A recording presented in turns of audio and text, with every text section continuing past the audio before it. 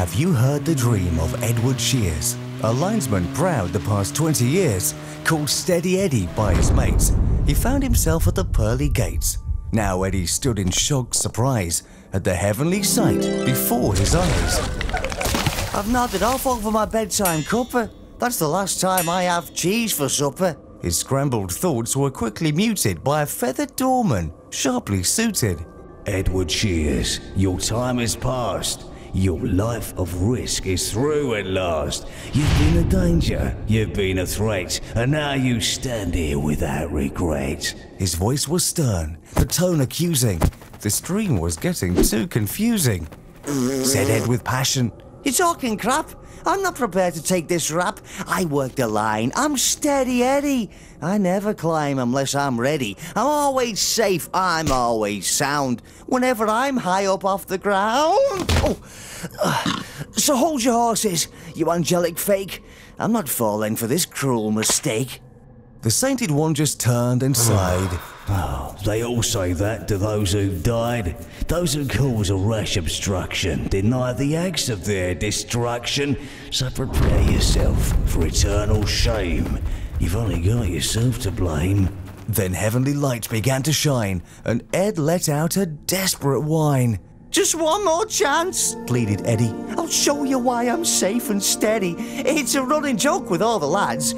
I even test the depth of my knee pads. So before you blast me out of hand, let me show you where I stand. Then a voice declared, "Prove your worth!" and zapped him straight back down to earth. The smoke and mist began to fade, and Eddie from a great height swayed. High up a pole, and well secured, risk assessment most assured, climbing irons clamped on tight, harness fastened, rigged just right. What does he know, that do-good bloke? I've even tightened my pole choke. And Eddie knew he'd made his case. I don't take risks. I know my place. I might not fly. I don't have feathers, but I do work miracles in all weathers. So hand over hand, I'll climb on down and wipe the smile from that immortal clown. He thinks I'm stupid, thinks I'm a fool. Who'd have thought angels could be so cruel? Eddie behind the wheel was fuming, enraged by the angel's harsh presuming. Not a single accident on this job, and now I'm busted by St. Pete's lynch mob. I'm 10 years served, and not a snag. So what gives him the right to nag? How dare he my safety genius malign? I'll clip his wings, the cocky swine. Hey? Oi! What's your game? What's the plot? I've proved me point. This dream is rot. So send me back. I'm not your man. Plus, I've left me butties in the van. The angel's patience was sorely tested, so he did just that, as Ed requested. And at the lights, sandwich in hand, Ed was finally made to understand. Police and fire around him clustered, working slowly, never flustered, cutting, bending, wreckage creaking, the paramedic, a heartbeat seeking. You're super safe when up at height. It's a shame you don't get home tonight.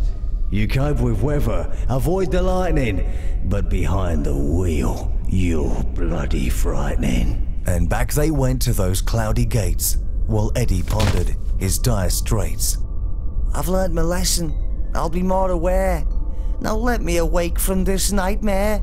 For you, no dream, said the celestial guard. Your deadly driving has got you barred.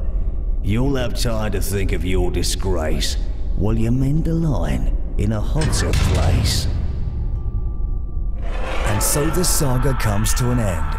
And the lesson learned by our steady friend has made the point about careful driving.